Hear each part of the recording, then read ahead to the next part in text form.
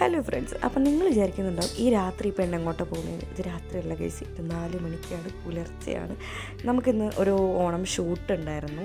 നമ്മുടെ വീടിൻ്റെ അടുത്താണ്, പാർലറിലായിരുന്നു. അപ്പോൾ കണ്ടോ 4:30 ആ സമയമൊക്കെ ആയി ഞാൻ അവിടെ എത്തുമ്പോൾ.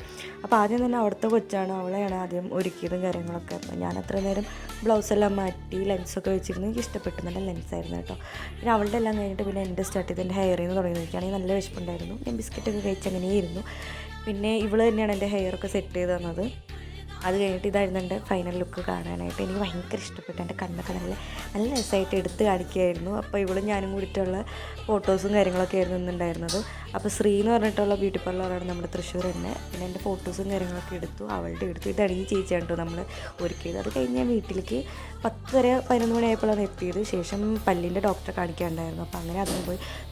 അപ്പോൾ ഇതുപോലെയായിരുന്നു എന്നെ കാണാനായിട്ട്. മൊത്തത്തിൽ മുടിയും അതുപോലെ ലുക്കൊക്കെ. പിന്നെ അതോടെ ഇത്രയുള്ളൂ. ബൈ.